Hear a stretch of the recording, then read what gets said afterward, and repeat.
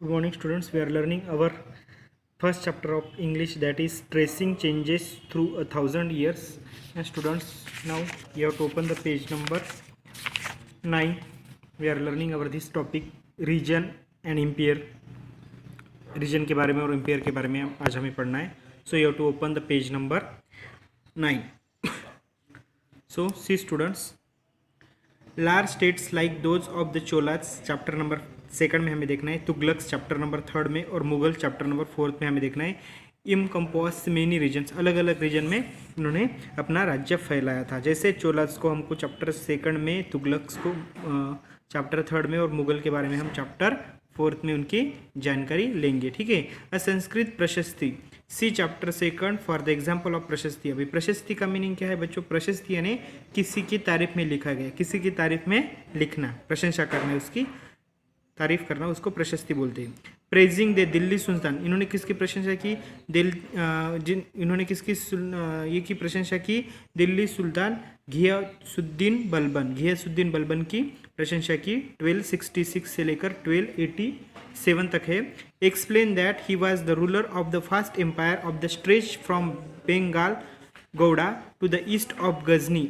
उसको गजना कहते हैं, अफगानिस्तान में है. In the west and include all the south India Dravida, यानी इनका जो राज्य था, किसका? घियासुद्दीन बलबन का जो राज्य था वो बंगाल से लेकर अफगानिस्तान तक फैला हुआ था. ठीक है. People of different regions that Gauda, Andhra, Kerala, Karnataka, Maharashtra and Gujarat apparently freed before this armies, इनकी आर्मी के सामने टिक नहीं सके. आपको हिस्टोरियंस के बारे में बोला गया है. ये जो है बच्चों, ये जो मैप है ये अगले इसका प्रोविजंस ऑफ द दिल्ली सल्तनत ड्यूरिंग मोहम्मद तुगलक के बारे में है, तो ये हमें मैप बाद में देखना है. ठीक है. उसके बाद next page you have to open students. जो भी हिस्टोरियंस है रिगार्ड दिस, जो हिस्टोरियंस थे वो क्या करते थे? Regard this exaggerated claims to conquest, यानी जो भी कॉन्क्वेस्ट यानी लड़ाइयाँ रहती उनके क्लेम्स क्या करते थे? एग्जैगरेटेड यानी चढ़ा बढ़ाकर बताते थे. यानी इन्होंने ऐसा किया, इन्होंने इतना रीजन हासिल किया, ये सब बातें हमें एग्जैगरेटेड यानी बढ़ा चढ़ाकर बताते थे. ठीक है. उसके बाद at the same time they try to understand what rulers kept climbing to have control over the different parts of the subcontinent. और वो क्लाइम करते थे, क्या करते थे कि उन्होंने कंट्रोल किया कौन से डिफरेंट पार्ट्स के लिए. ठीक है. उसके बाद आपको जो ये बॉक्स में दी वाली इन्फॉर्मेशन है वो भी हमारा इंपॉर्टेंट है. ये इन्फॉर्मेशन हमें देखना है. लैंग्वेज एंड रीजन, कौन से रीजन से कौन सी लैंग्वेज है. तो एक पोएट है अमीर खुसरो नाम के, 1318 के पोएट है. उन्होंने क्या लिखा है? A different languages in the every region of this land.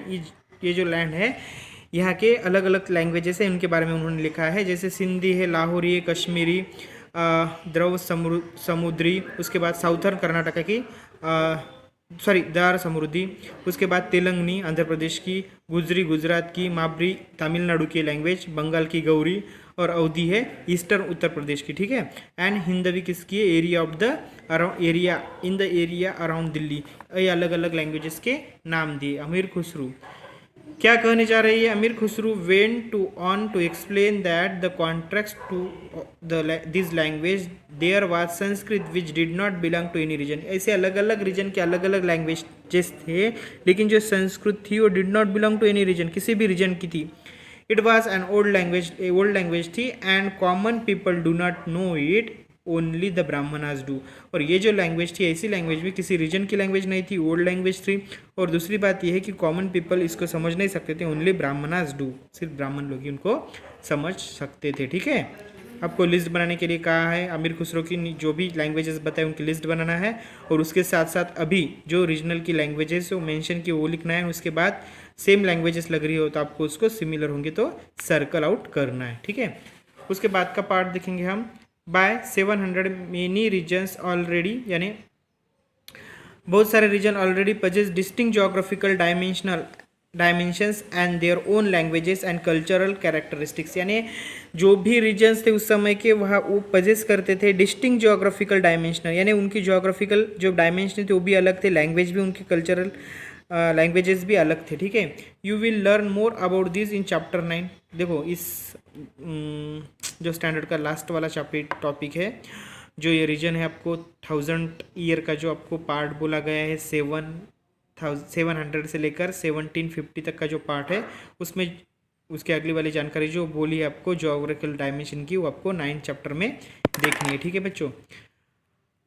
They were also isolated with specific ruling dynasty, यानी जहाँ पे वो रूलिंग डायनेस्टी थी, यानी जहाँ पे वो राज्य था वहाँ पे जो भी रूल्स होते थे वो फॉलो करते थे। There was considerable conflict between the states, यानी कंसिडरेबल कॉन्फ्लिक्ट का मीनिंग है लड़ाई, हर स्टेट में होती थी इनको। Occasionally dynasties like the Cholas, Khaljis, Tughlaqs and Mughals were able to build an empire that was pan-regional। और ये क्या करते थे, अपना अपना पैन रीजनल। अभी पैन रीजनल का मीनिंग क्या है? पैन रीजनल का मीनिंग ऐसा है कि सिर्फ किसी भी एक रीजन का नहीं है। पैन रीजनल यानी बहुत बड़े बड़े इलाकों में राज्य फैला हुआ है। जैसे हमारे इंडिया में एक ही प्रदेश में एक ही स्टेट में राज्य नहीं है, उनका पैन रीजनल का मीनिंग है कि अलग अलग हिस्सों में, बड़े बड़े हिस्सों में उनका राज्य फैलता है, उसको पैन रीजनल बोलते हैं। Spanning diverse region, not all this empires were quietly stable और सक्सेसफुल। और क्वाइटली स्टेबल और सक्सेसफुल नहीं थे, एक जगह ही रहते नहीं थे। कंपेयर फॉर एग्जांपल आपको table 1 in the chapter 3 and 4, ये आप बाद में कंपेयर करना है हमें। What was the duration of the rulers Khalji and मुगलक डायनेस्टी, उनका ड्यूरेशन कितना था, राज्य कितने दिन किया उन्होंने, कितने दिन किया, वो हमें बाद में देखना है। नेक्स्ट जो हमारा टॉप ये है चैप्टर 3 and 4, उसमें देखना है। नेक्स्ट स्टूडेंट्स पेज नंबर 11 चल रहा हमारा।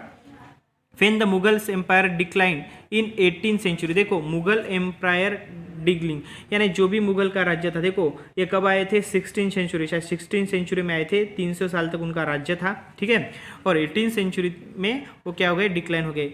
It leads to the re emergence of regional states, जैसे रीइमर्ज हुआ बाकी रीजनल स्टेट्स का। But years of imperial pan regional, अभी यहाँ पे आपको क्या बोला, इम्परेबल यानी राजशाही। इम्परेबल का मीनिंग है राजशाही, वहाँ की जो राजशाही थी, पैन रीजनल यानी बड़े बड़े हिस्सों में राज्य फैला था उनका। Had alter the character of the regions across most of the subcontinent. The regions were left with the legacies of the big and small states that had the rule over them.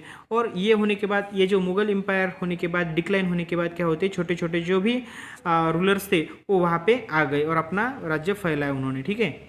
This was apparent in the emergence of many distinct and shared tradition। और क्या हो गया, इस तरह से अलग अलग तरह के इमर्जेंस हो गए रूलर्स के, और वहाँ पे उनके ट्रेडिशन शेयर हो गए एक दूसरे के साथ, अलग अलग ट्रेडिशंस। उनका खान पान अलग था, उनकी रहने के जो तरीके थे वो अलग था, उनकी लैंग्वेजेस अलग थी, ठीक है। In the realms of governance the management of the economy elites cultures, उनकी इकोनॉमी यानी उनका आर्थिक जो मैनेजमेंट था वो अलग था, उनके जो कल्चर थे एंड द लैंग्वेज ही अलग थी, ठीक है। Through the thousands years between 700 से लेकर 1750 तक का जो 1000 ईयर का काल है, characteristics of the different regions did not grow in isolation. Isolation का मीनिंग क्या है, अलग होकर, यानी एक साथ नहीं था, अलग, आपको क्या बोला गया है, different regions did not grow in isolation, यानी अलग था के साथ, जैसे उनकी पहले ये आई थी, जो भी ट्रेडिशन उनका पहला, जैसे उन पे पहला प्रभाव था मुगल्स का, उस तरह से चलने लगे। These regions felt the impact of larger pan-regional force of the integration without ever quite losing their distinctiveness। देखो आपको क्या बोला गया है कि उनमें जो पहले रीजन्स थे, जैसे मुगल एम्पायर का जो भी वहाँ पे उनका ये था, राज्य था, तो उनका उन पे क्या करा पूरा जो भी इम्पैक्ट हो गया वो इन पे हो गया था, ठीक है। इसके बाद जो है ओल्ड एंड न्यू रिलीजन्स, ये अगले वीडियो में देखेंगे।